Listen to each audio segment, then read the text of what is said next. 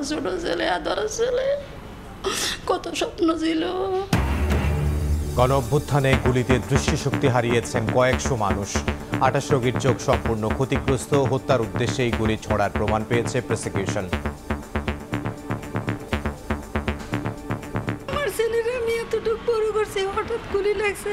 পরবর্তীকালীন সরকারের কাছে আমাদের দাবি হচ্ছে আমরা যেন উন্নত চিকিৎসার মাধ্যমে আমরা দেখতে পাই। এই হাসপাতালে জন্মলগ্ন থেকে এই ধরনের ক্যাজুয়ালিটি কখনো আমরা ফেস করি না। সমস্ত গুলি হচ্ছে বুক থেকে উপরের দিকে, যে গুলিগুলো করা হয় শুধুমাত্র জীবনহানি করার জন্য বা পার্মানেন্টলি ডিসেবল করে দেওয়ার জন্য, সেই গুলিগুলোর প্রমাণ আমরা এখানে পেয়েছি। দুই অভিযোগে টোটাল সাবেক প্রধানমন্ত্রী, সাবেক স্বরাষ্ট্রমন্ত্রী, সাবেক আইজিপি সহ মোট ৭০ জনকে আসামি করা হয়েছে। দেখছিলেন প্রধান শিরোনাম। দুপুরের সময় সঙ্গে আছে আমি ইমদাদুল হক। এবার অন্যান্য শীর্ষ সংবাদ। বাড্ডা থানার হত্যা মামলায় সাবেক বিদ্যুৎ জ্বালানি উপদেষ্টা তৌফিক ইলাহীকে তোলা হবে আদালতে। ১০ দিনের রিমান্ড চাইবে পুলিশ। সাবেক আইজিপি শহীদুল হক কারাগারে। ডিসি নিয়োগ বাতিলের দাবিতে সচিবালয়ে হট্টগোল। নতুন ৮ জেলা প্রশাসকের নিয়োগ বাতিল। ৪ জেলায় রদবদল। গ্রেড বৈষম্য দূর করার দাবিতে অডিটরদের অবস্থান কর্মসূচি। জ্বালানি সংকটে শতাধিক বিদ্যুৎ কেন্দ্র বন্ধ। শহর থেকে গ্রামে তীব্র লোডশেডিংয়ে দুর্বিষহ জীবন। শিল্প কারখানায় ব্যাহত উৎপাদন। রফতানি আয়ের লক্ষ্য পূরণ নিয়ে শঙ্কা। এবং নির্বাচনী বিতর্কে তুমুল বাকযুদ্ধ। যুক্তরাষ্ট্রকে ধ্বংস করছে ডেমোক্র্যাটরা অভিযোগ ট্রাম্পের। মার্কিনীদের জন্য ভয়ঙ্কর ও অযোগ্য রিপাবলিকান নেতা কটাক্ষ কমলার।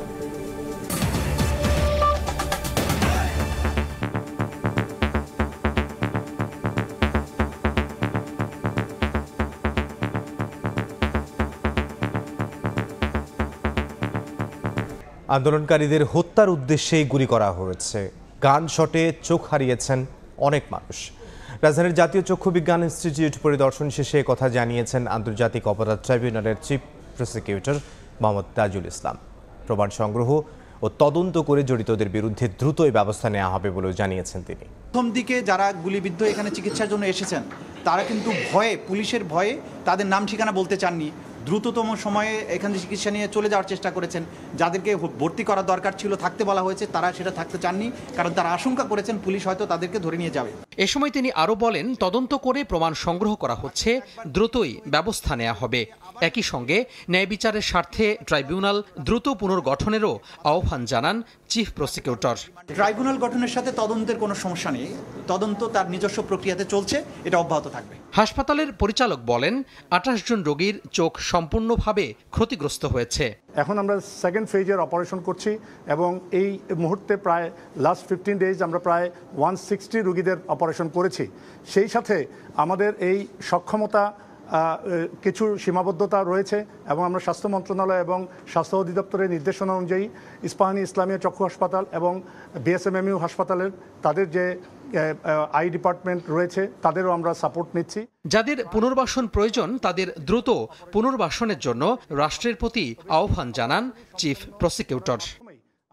তোহা খান তামিম, সময় সংবাদ, ঢাকা। আশুলিয়ায় গুলি করে হত্যার পর ভ্যানে ৬ জনের লাশ পোড়ানোর ঘটনায় আন্তর্জাতিক অপরাধ ট্রাইব্যুনালের তদন্ত সংস্থায় ২টি অভিযোগ দায়ের করা হয়েছে। বিচার চেয়ে নিহত ২ ছাত্রের পরিবার অভিযোগগুলো দায়ের করেন। এ নিয়ে ট্রাইব্যুনালে গণহত্যার অভিযোগ জমা পড়ল ১৫টি। আশুলিয়ায় ভ্যান গাড়িতে ৬ জনের লাশ পুড়িয়ে দেওয়ার ঘটনায় সাবেক প্রধানমন্ত্রী সহ ৭০ জনের বিরুদ্ধে ২টি অভিযোগ দায়ের হয়েছে আন্তর্জাতিক অপরাধ ট্রাইব্যুনালের তদন্ত সংস্থায়। বিচার চেয়ে ২ জনের পরিবার এই অভিযোগটি দায়ের করেছেন। অভিযোগের আসামি হচ্ছে সাবেক প্রধানমন্ত্রী শেখ হাসিনা, সাবেক সেতুমন্ত্রী ওবায়দুল কাদের, সাবেক স্বরাষ্ট্রমন্ত্রী আসাদুজ্জামান কামাল, সাবেক প্রধানমন্ত্রী শিল্প বিষয়ক উপদেষ্টা সালমান এফ রহমান, সাবেক আইজিপি সহ মোট ২ মামলায় ৭০ জন আসামি। আসামির বিরুদ্ধে অভিযোগটা হচ্ছে তারা আন্দোলনরত ছাত্র জনতাকে আংশিক বা সমূলে নির্মূল করার জন্য তাদের অধীনস্থ পুলিশ বাহিনীকে হত্যার নির্দেশ দিয়েছে এবং ঊর্ধ্বতন কর্তৃপক্ষের আদেশ মেনে আশুলিয়া ঘটনা ৫/৮/২০২৪ তারিখ আশুলিয়া থানায় কর্মরত সকল অফিসার ফোর্স নির্বিচারে আন্দোলনরত ছাত্র জনতার উপর গুলি চালিয়েছে এবং গুলি চালিয়ে ৬ জন ছাত্রকে হত্যা করেছে। এ নিয়ে ট্রাইব্যুনালে গণহত্যার অভিযোগ জমা পড়ল ১৫টি। নিয়ম অনুযায়ী এসব অভিযোগের যাচাই বাছাই শুরু হয়েছে। ২টি ঘটনায় অভিযোগ দায়ের করেছে। এক যে সজল, সে সিটি ইউনিভার্সিটিতে দ্বিতীয় সেমিস্টারের ছাত্র ছিল এবং সাবুর সে শাহিন স্কুলের 10ম শ্রেণীর ছাত্র ছিল। এখন পর্যন্ত ট্রাইব্যুনালে বিচারক নিয়োগ করতে পারেনি সরকার। আফজার হোসেন, সময় সংবাদ, ঢাকা। সাবেক প্রধানমন্ত্রী শেখ হাসিনার বিদ্যুৎ ও জ্বালানি উপদেষ্টা তৌফিক ইলাহি চৌধুরীকে আজ তোলা হবে আদালতে। 10 দিনের রিমান্ড চাইবে ঢাকা মহানগর গোয়েন্দা পুলিশ। গতকাল রাতে রাজধানীর গুলশান এলাকা থেকে তাকে গ্রেফতার করা হয়। তৌফিক ইলাহি চৌধুরীকে গ্রেফতারের বিষয়টি নিশ্চিত করেন ডিবির অতিরিক্ত কমিশনার রেজাউল করিম মল্লিক। তিনি জানান, বাড্ডা থানার হত্যা মামলায় তাকে গ্রেফতারের পর ডিবি কার্যালয়ে রাখা হয়েছে। এদিকে নিউ মার্কেট এলাকায় ব্যবসায়ী আব্দুল ওয়াদুদ হত্যা মামলায় সাবেক আইজিপি শহীদুল হককে সকালে আদালতে তোলা হয়। 7 দিনের রিমান্ড শেষ হওয়ায় তাকে কারাগারে পাঠান আদালত।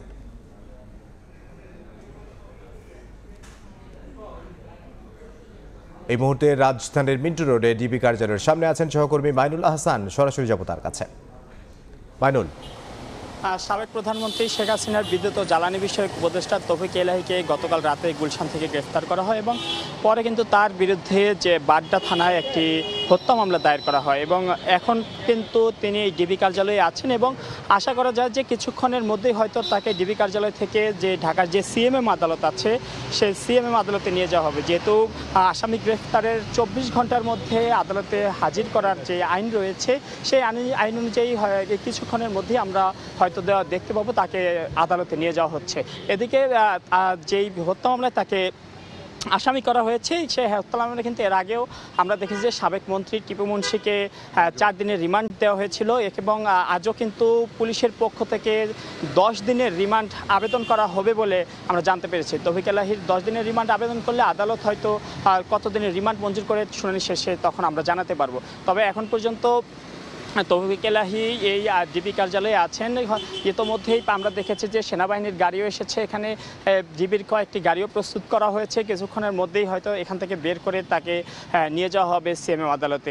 এদিকে আজ সকালে কিন্তু যে আগে সাবেক এক আইজিপি শহীদুল হক তাকে কিন্তু সিএমএম আদালতে নেওয়া হয়েছিল রিমান্ড শেষে। নিউ মার্কেট থানায় একটি হত্যা মামলায় তার 7 দিনের রিমান্ড ছিল। সেই রিমান্ড শেষে তাকে আদালতে নেওয়ার পর আদালত তাকে জেল হাজতে পাঠায়। এদিকে তৌফিক ইলাহিকে গ্রেফতারের পর এখন পর্যন্ত প্রায় 18 ঘন্টার মতো হয়েছে তিনি ডিবি কার্যালয়ে আছেন এবং যেহেতু আদালত আর কিছুক্ষণ বিকেলের পরেই শেষ হয়ে যাবে সেহেতু কিছুক্ষণের মধ্যেই তাকে সিএম আদালতের উদ্দেশ্যে নিয়ে যাওয়া হবে এবং পুলিশ যেহেতু 10 দিনের রিমান্ড মঞ্জুর করেছে, রিমান্ডের আবেদন করেছে, আদালত শুনানি শেষে হয়তো তার রিমান্ড মঞ্জুর করতে পারেন। এ ছিল ডিবি কার্যালয়ের সামনে থেকে আমার কাছে সর্বশেষ। রাজধানীর মিন্টু রোডে ডিবি কার্যালয়ের সামনে থেকে যোগ দিয়েছিলেন সহকর্মী মাইনুল আহসান। আওয়ামী লীগের শাসনামলে সংগঠিত গুম, খুন ও বিচার বহির্ভূত হত্যাকাণ্ডে জড়িত এবং নির্দেশদাতাদের বিশেষ ট্রাইব্যুনালে বিচারের দাবি জানিয়েছে কাউন্সিল অ্যাগেনস্ট ইনজাস্টিস CAI। সকালে রাজধানীর উত্তরা র্যাপিড অ্যাকশন ব্যাটালিয়ন হেডকোয়ার্টারের সামনে অবস্থান কর্মসূচি পালন করে সংগঠনটি। এ সময় হাসিনা রেজিমের সব টর্চার ও গুম সেল উন্মোচনের দাবিও জানানো হয়। ভুক্তভোগীরা বলেন, বিশেষ বাহিনীর বেআইনি কার্যক্রম নজরদারি ও প্রতিরোধের জন্য একটি উচ্চ পর্যায়ের কমিটি গঠন করতে হবে। এছাড়া র্যাবের নিয়ন্ত্রণাধীন গোপন নির্যাতন কক্ষগুলো মিডিয়ার মাধ্যমে জাতির কাছে উন্মোচন করতে হবে। গুমের শিকার ব্যক্তিদের অবিলম্বে তালিকা প্রকাশ করে তাদের মুক্তি দিতে হবে। আমাকে যখন গুম করে রাখা হয়, চোখ বাঁধা রাখতো, হাতে হ্যান্ডক্যাপ থাকতো, এরপরেও আমি একটা চেয়ারে লিখেছিলাম যে লেখা আছে ল্যাব 3, অর্থাৎ আমি এটা নিশ্চিতভাবে বলতে পারি ল্যাব 3-তে আমাকে আটকে রাখা হয়েছিল। ল্যাব 3-র যে অফিস, ওই অফিসটা আমি দেখতে চাই। বাংলাদেশে যতগুলি এরকম গুম সেল, টর্চার সেল, নির্যাতন সেল আছে, সবগুলোকে উন্মোচন করে জাতির সামনে তুলে ধরতে হবে, দেখাতে হবে। আমরা চাচ্ছি একটা ট্রাইব্যুনাল গঠন করা হোক। সে ট্রাইব্যুনালের মাধ্যমে এই ব্যক্তিগুলিকে, চিহ্নিত ব্যক্তিগুলিকে যারা এর সাথে জড়িত, এদেরকে আইনের আওতায় এনে এদের বিচারের ব্যবস্থা করা হবে। বিডিআর হত্যার নেপথ্যে সাবেক সেনাপ্রধান মইনু আহমেদের দায় দেখছেন বিদ্রোহ মামলায় জওয়ানদের আইনজীবী। তিনি বলছেন, ব্যর্থতা ঢাকতে অসংলগ্ন কথা বলছেন তিনি। মামলা পরিচালনা করতে গিয়ে 34 বার বাসা বদল সহ নানাভাবে মানসিক নির্যাতনের কথাও জানান আইনজীবী সুলতান মাহমুদ। আসসালামু আলাইকুম। বিডিআর বিদ্রোহ নিয়ে 15 বছর পর মুখ খুললেন সে সময়ের সেনাপ্রধান জেনারেল মইনু আহমেদ। গত সপ্তাহে নিজের ইউটিউব চ্যানেলে প্রায় আধা ঘন্টার ভিডিও পোস্ট করেন তিনি। সেখানে সরকারের কাছে সহযোগিতা না পাওয়ার অভিযোগ তোলেন। এই তদন্ত আদালত করতে যেসব জিনিস প্রয়োজন তা সেভাবে সরকার থেকে আমরা সাহায্য পাইনি। বুধবার বিডিআর বিদ্রোহ মামলায় অন্তত 400 জওয়ানের পক্ষের আইনজীবী জানান, ব্যর্থতা ঢাকতেই এখন অসংলগ্ন কথা বলছেন মইনু আহমেদ। সাবেক সেনাপ্রধান যে বক্তব্য দিয়েছে তার বক্তব্য সঠিক নয়, এবং তিনি চেষ্টা করলে এবং সরকার চেষ্টা করলে এইসব আমাদের দেশপ্রেমিক সেনাবাহিনী অফিসারদেরকে বাঁচাইতে পারতেন। বিডিআর সদস্যদের মামলা পরিচালনা করতে গিয়ে এই আইনজীবী জানতে পারেন 25 ফেব্রুয়ারি ঘটনার আগেই বিডিআরের কয়েকজন সদস্য বৈঠক করেন ফজলে নূর তাপসের সঙ্গে। হত্যার নেপথ্যে পার্শ্ববর্তী একটি দেশের ইন্ধন রয়েছে বলেও জানান তিনি। তৌহিদের বাসায় একাধিকবার আওয়ামী লীগের নেতৃবৃন্দের সাথে এমপি তাপস সাহেবের সাথে এই 20 থেকে 25 জন যে ছিল বিডিআর সৈনিক এবং বহিরাগত কিছু ছিল, তো তারা বাংলা হিন্দি দুই ভাষায় কথা বলে। আমি মামলার সূত্রে তাদের সাথে জন্মিচ্ছি, তারা তখন আমাকে জানাইছে। তিনি জানান, বিডিআর বিদ্রোহ মামলা পরিচালনা করতে গিয়ে নিরাপত্তাহীনতায় পড়তে হয় তাকে। শুধু বাসা পরিবর্তন করতে হয় 34 বার। আফজার হোসেন, সময় সংবাদ, ঢাকা। সামাজিক যোগাযোগ মাধ্যমে চাকরি শৃঙ্খলা পরিপন্থী স্ট্যাটাস, মন্তব্য ও কন্টেন্ট শেয়ার করা থেকে বিরত থাকতে বিচারকদের নির্দেশ দিয়েছেন সুপ্রিম কোর্ট। অমান্য করলে আইনি ব্যবস্থা নেওয়া হবে বলেও জানানো হয়েছে। সুপ্রিম কোর্টের হাইকোর্ট বিভাগের বিজ্ঞপ্তিতে বলা হয়, বিচার বিভাগের কোনো কর্মকর্তা বিচারিক কর্মঘণ্টায় সামাজিক যোগাযোগ মাধ্যম ব্যবহার করছেন। কেউ সামাজিক যোগাযোগ মাধ্যমে নিয়োগকারী ও নিয়ন্ত্রণ কর্তৃপক্ষ সম্পর্কে বিরূপ মন্তব্য করছেন, যা চাকরি শৃঙ্খলা বিধিমালা পরিপন্থী ও অসদাচরণের শামিল। সামাজিক যোগাযোগ মাধ্যম ব্যবহারে বিচারকরা সতর্ক না হলে সুপ্রিম কোর্টের নির্দেশনা অমান্য করলে পেশাগত অসদাচরণ হিসেবে গণ্য করে বাংলাদেশ জুডিশিয়াল সার্ভিস বিধিমালা সহ প্রচলিত আইন অনুযায়ী ব্যবস্থা নেওয়ার কথা জানানো হয়েছে বিজ্ঞপ্তিতে। গুলশানে বিএনপি চেয়ারপারসনের কার্যালয়ে কথা বলছেন দলটির স্থায়ী কমিটির সদস্য আমির খসরু মাহমুদ চৌধুরী। সরাসরি যাচ্ছে সেখানে। আমরা বলেছি আমাদের পক্ষ থেকে সার্বিক সহায়তা করছি সরকারকে, কারণ এটা সমস্ত জাতির প্রত্যাশার একটা সরকার, যারা জাতির আকাঙ্ক্ষা প্রত্যাশা পূরণে সমর্থ হবে, এবং আমরা সেখানে আমাদের পক্ষ থেকে সার্বিক সহযোগিতা দিয়ে যাচ্ছি, দিয়ে যাব।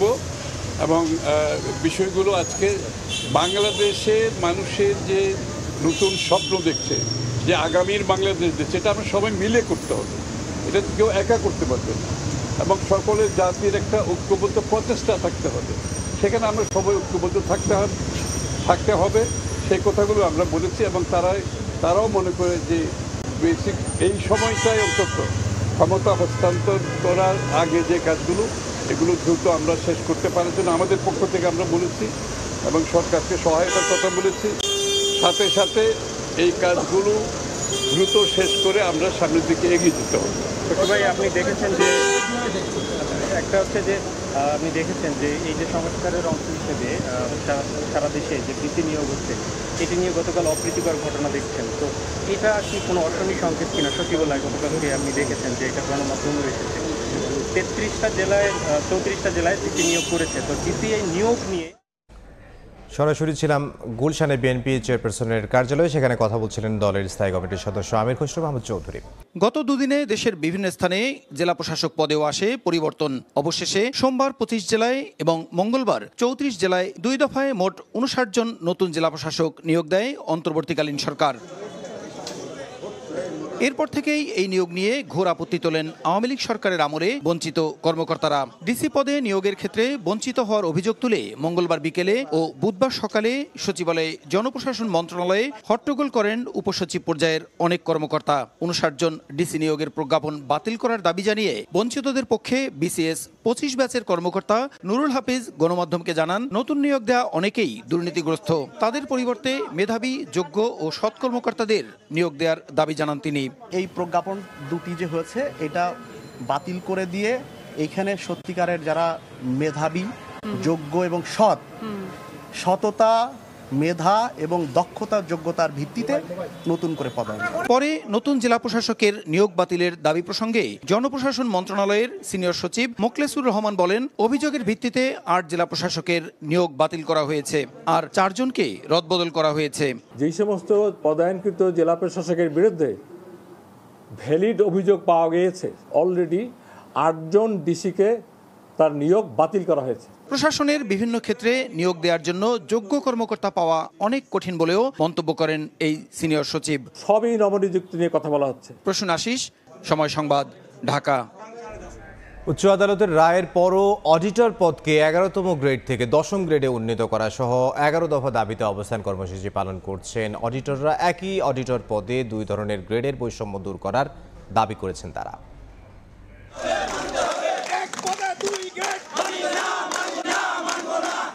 অডিটর পদে 2 ধরনের বেতন বৈষম্য নিরসন ও 10ম গ্রেড বাস্তবায়নের দাবিতে রাজধানীর সেগুনবাগিচায় মহাহিসাব নিয়ন্ত্রকের প্রধান কার্যালয়ে অবস্থান কর্মসূচি অডিটরদের।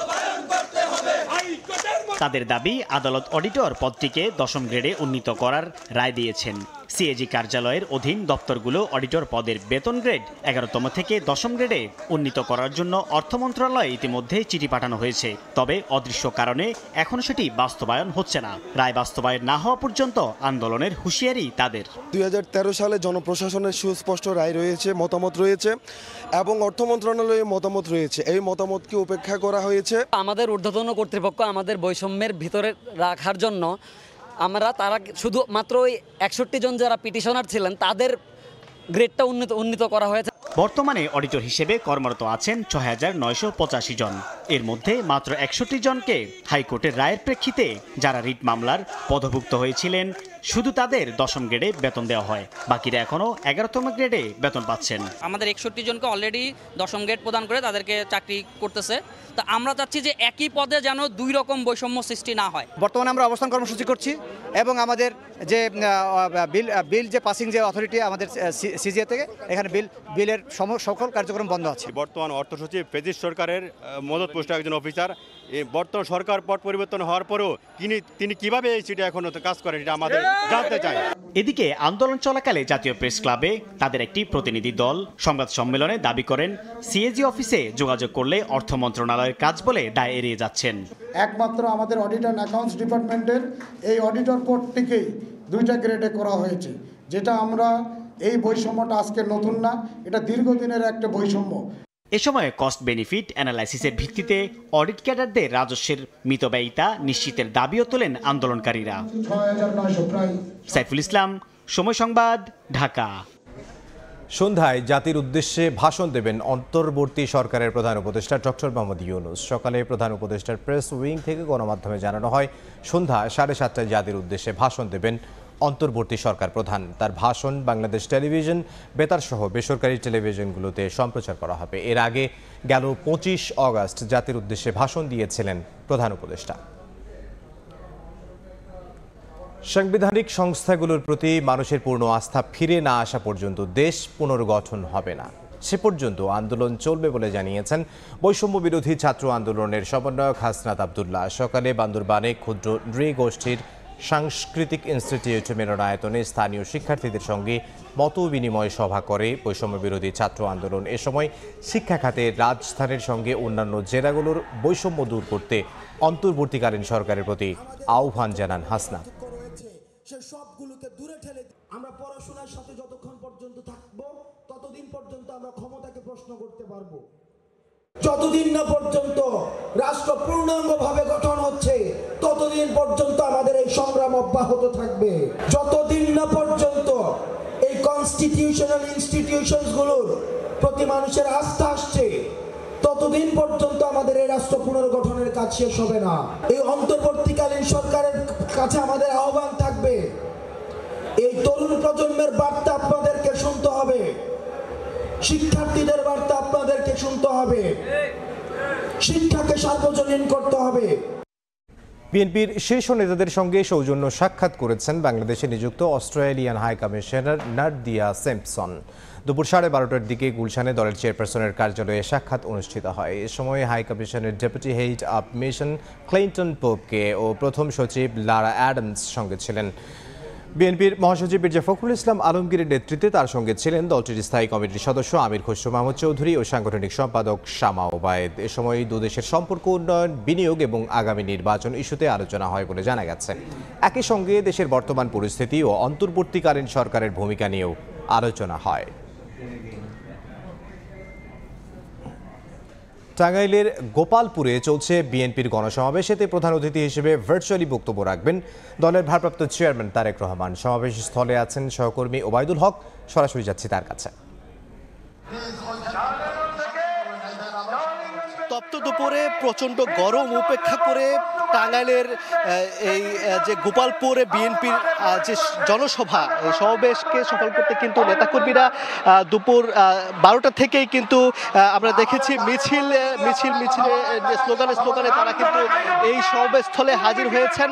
তাদের একটাই উদ্দেশ্য যে বিএনপির যে টাঙ্গাইলের জননেতা এবং বিএনপির ভাইস চেয়ারম্যান এবং যিনি কারাগারে আছেন অ্যাডভোকেট আব্দুল সালাম পিন্টু, তার নিঃশর্ত মুক্তির দাবিতে এই যে উপজেলা বিএনপির যে আজকের সমাবেশ, এই সমাবেশে হাজির হয়েছেন এবং তারা এই যে তপ্ত রোদ, এই প্রচণ্ড রোদ উপেক্ষা করে কিন্তু সমাবেশস্থলে তারা হাজির হয়েছেন। আমি দেখেছি যে নারী পুরুষ এই শুধু গোপালপুর উপজেলা বিএনপির আয়োজনে যে হলেও এই বিভিন্ন টাঙ্গাইলের বিভিন্ন উপজেলার পাড়া মহল্লা ইউনিয়ন সব জায়গা থেকে কিন্তু যে বিএনপি এবং অঙ্গ সহযোগী সংগঠনের নেতাকর্মীরা কিন্তু মিছিল নিয়ে তারা কিন্তু এই সমাবেশস্থলে এসে হাজির হয়েছেন এবং এই মুহূর্তে কিন্তু এই প্রথম বাংলাদেশের গানটির মধ্য দিয়ে কিন্তু এই সমাবেশটি শুরু করতে যাচ্ছে এই যে আজকের সমাবেশ।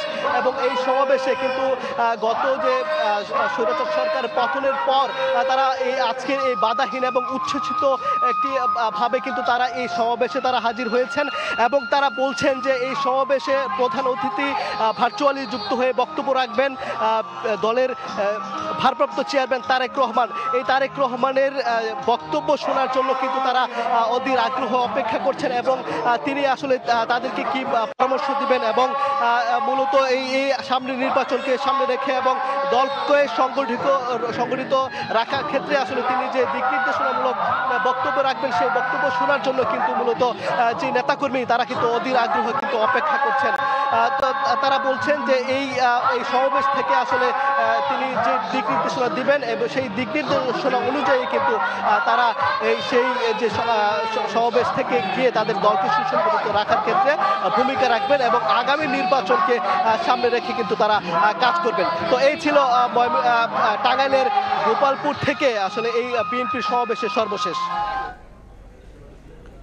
বিএনপির গণসমাবেশের খবর জানাচ্ছিলেন সহকর্মী ওবায়দুল হক। বাংলাদেশ ও ভারত সফর করবেন দক্ষিণ ও মধ্য এশিয়া বিষয়ক সহকারী মার্কিন পররাষ্ট্রমন্ত্রী ডোনাল্ড লু। 16 সেপ্টেম্বরের মধ্যে এই সফরের কথা রয়েছে।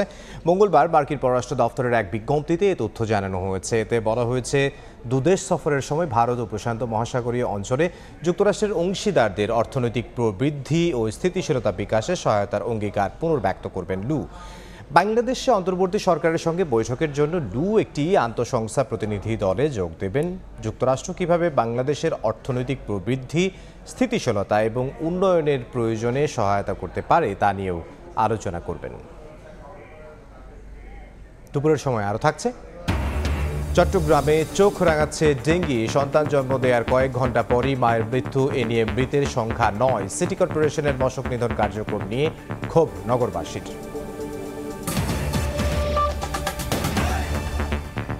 আবারও দেশ জুড়ে দুর্ভোগের কারণ লোডশেডিং। রাজধানীর বিভিন্ন এলাকায় গ্রাহকদের দিনে বিদ্যুৎহীন থাকতে হচ্ছে 3 থেকে 4 ঘন্টা। ঢাকার বাইরের চিত্র দুর্বিষহ। দিনে কখনো লোডশেডিং ছাড়াচ্ছে 2000 মেগাওয়াট। মূলত বড়পুকুরিয়া বন্ধ, আদানির কম সরবরাহ সহ অর্ধ শতাধিক কেন্দ্রে জ্বালানি সংকটেই দেখা দিয়েছে তীব্র লোডশেডিং। ফারুক ভূঁইয়া বাবিনের রিপোর্টে বিস্তারিত। ক্যামেরায় ছিলেন সাইফুল ইসলাম। মধ্য দুপুর, তবু রাজধানীর অন্যতম প্রাণকেন্দ্র শ্যামলীর এই বিপণী বিতানের ভুতুরে চিত্র। বিদ্যুৎ নেই, তাই থমকে গেছে স্বাভাবিক কর্মতৎপরতা, কমে গেছে বিক্রি বাট্টা। কেউ বিকল্প উপায়ে কাজ চালিয়ে নেওয়ার চেষ্টায়, কেউ বা গরম থেকে একটুখানি স্বস্তির খোঁজে। প্রতিদিন মনে 4-5 বার যায়, কখনো 2 ঘন্টা থাকে না, কখনো 1 ঘন্টা থাকে না। কাস্টমার বাইরে থেকে দেখতেছে যে ভিতরে অন্ধকার, কারেন্ট নেই, বিদ্যুৎ নেই, ভিতরে ঢোকে না। অনেক সময় মহিলা কাস্টমার ভয়ে ঢোকে না। ফটোকপি এবং প্রিন্টের যেসব কাজকর্ম এগুলো বিদ্যুৎ ছাড়া একেবারেই আসলে আমরা অচল। ওনাদের যেমন ক্ষতি হইতেছে, আমাদের কিন্তু টাইমে অনেক ক্ষতি হইতেছে। রাজধানীবাসী বলছেন, কয়েকদিন ধরে হঠাৎই বেড়েছে লোডশেডিং। অসহনীয় গরমে দিনে কয়েক ঘন্টা বিদ্যুৎ না থাকা চরম অতিষ্ঠ করে তুলছে যাপিত জীবন। বিদ্যুৎ না থাকার কারণে ব্যবসা বাণিজ্যের বেশি ক্ষতি হতেছে, কারণ বিদ্যুৎ যখন না থাকে কাস্টমার তখন ভিতরে ঢোকে না। কারেন্টের জন্য ঘুমাতে পারি না, ব্যবসা বাণিজ্যের ক্ষতি হয়। সাম্প্রতিক সময়ে 14 থেকে 16,000 মেগাওয়াটে ঘুরপাক খাচ্ছে বিদ্যুৎ চাহিদা। তারপরও কখনো কখনো লোডশেডিং ছাড়াচ্ছে 2,000 মেগাওয়াট।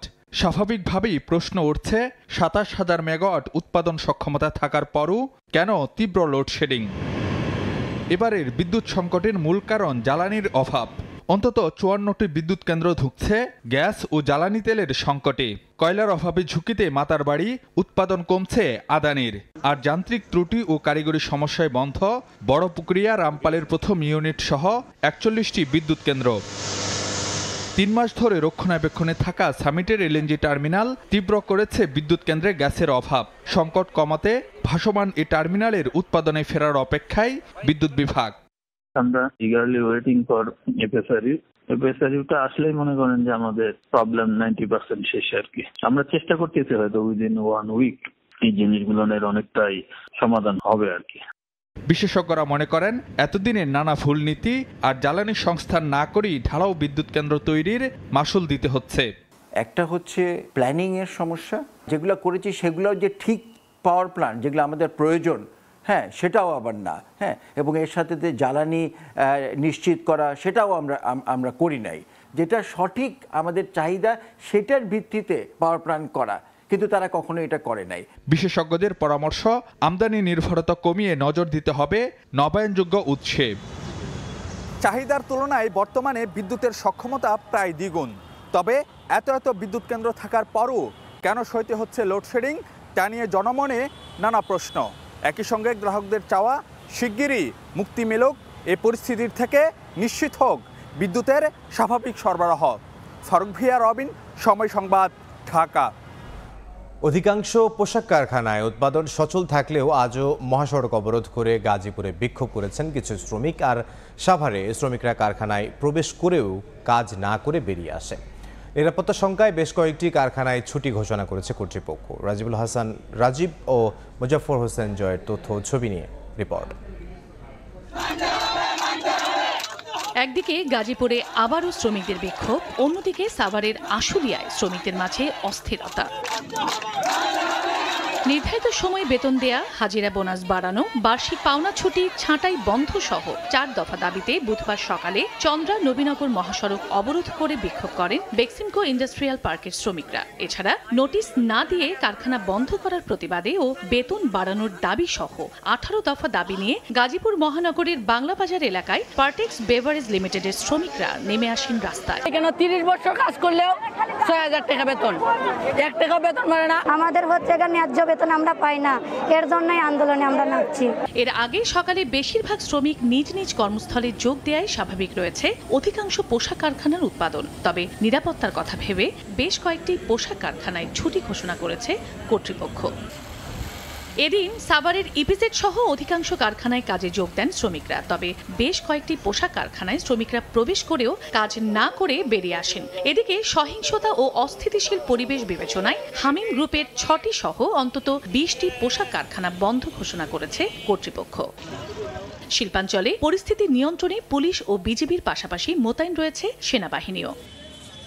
চন্দ্রা বিশ্বাস, ববি, সময় সংবাদ। চাঁদপুরের মতলবে অগ্রণী ব্যাংকের ছেঙ্গারচর বাজার শাখার ভল্ট থেকে 75,20,000 টাকা নিয়ে পালানোর অভিযোগ উঠেছে ব্যাংকের ক্যাশিয়ারের বিরুদ্ধে। এই ঘটনায় শাখা ব্যবস্থাপক ইউসুফ মিয়া বাদী হয়ে গত 2 সেপ্টেম্বর সংশ্লিষ্ট থানায় মামলা করেছেন। তবে এখনও খোঁজ মেলেনি অভিযুক্ত ব্যক্তির। তাকে ধরতে মাঠে নেমেছে পুলিশ।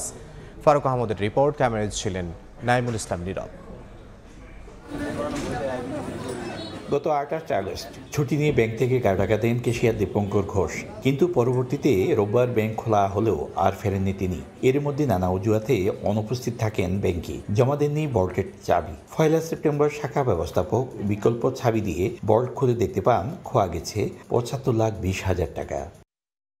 এই ঘটনায় ক্যাশিয়ার দীপঙ্কর ঘোষকে আসামি করে থানায় মামলা করেন শাখা ব্যবস্থাপক। এর মধ্যে রহস্য উদ্ঘাটনে নড়চড়ে বসে পুলিশ। পলাতক ওই ব্যক্তি সীমান্ত পাড়ি দেওয়ার চেষ্টা করেন কয়েক দফা, এমন তথ্য রয়েছে পুলিশের কাছে। আমাদের যে কেস থাকার কথা ওই ক্যাশে ৭৫,২০,০০০ টাকা শর্ট আছে। তদন্তের সাথে অনেক কিছু প্রকাশ করতে পারছি না, তবে ইনশাল্লাহ আশা করতেছি খুব শীঘ্রই ভালো খবর পাওয়া যাবে। বিভিন্ন জায়গায় আমরা পত্র প্রেরণ করছি যাতে আসামি দেশের বাইরে না যেতে পারে, এই ধরনের পত্র আমরা প্রেরণ করছি, তদন্ত অব্যাহত আছে।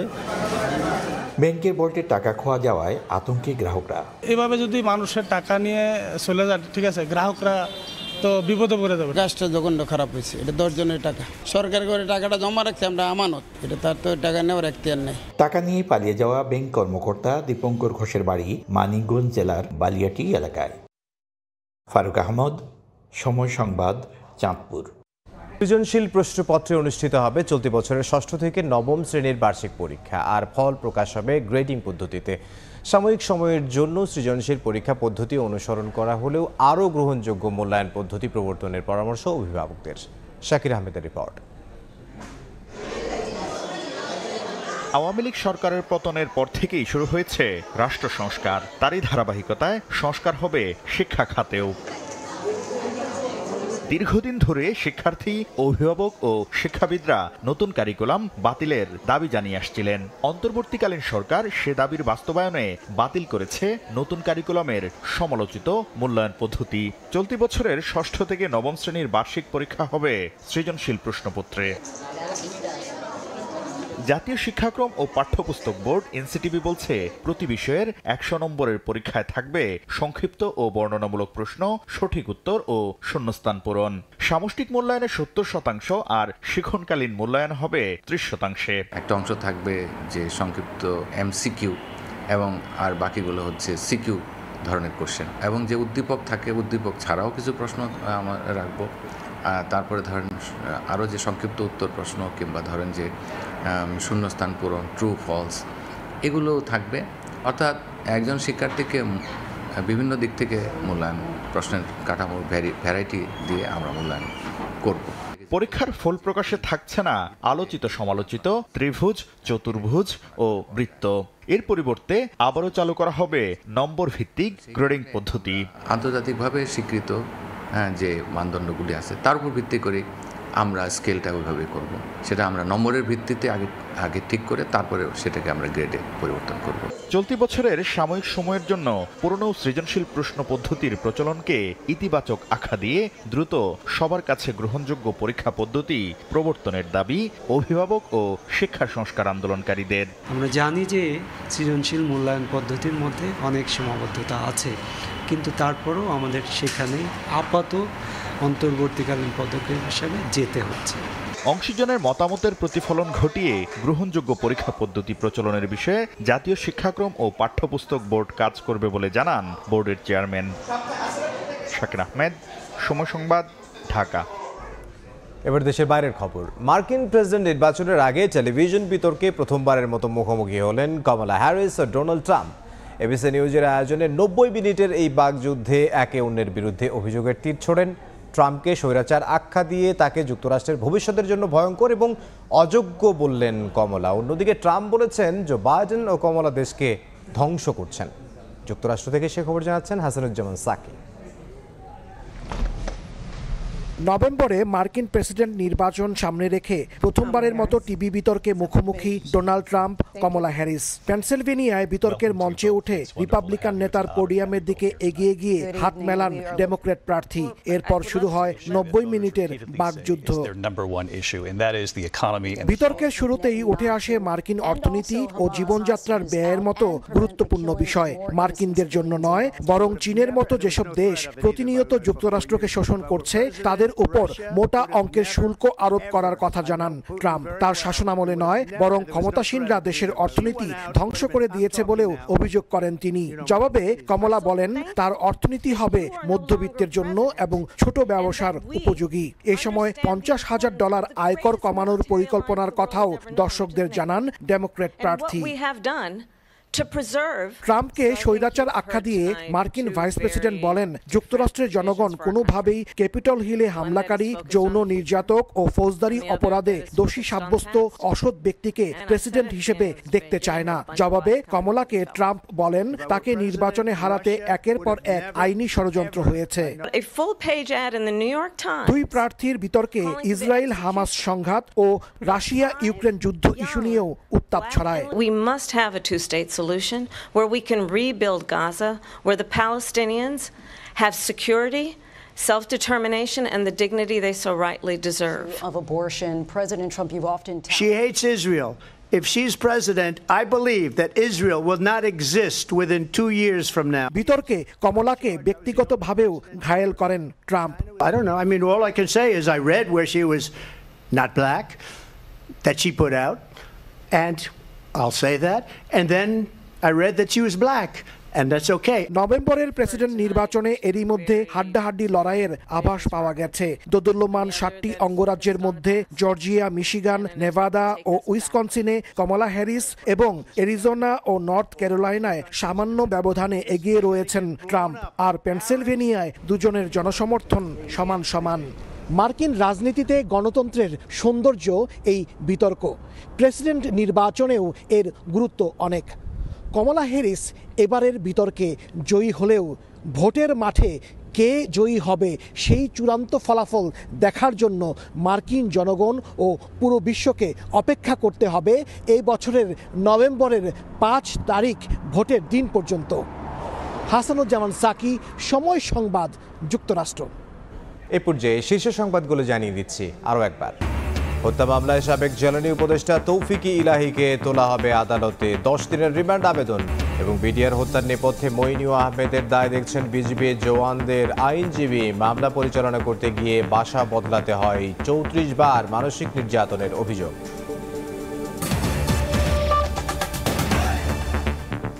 এই ছিল দুপুরের সময়, সঙ্গে থাকুন সময়।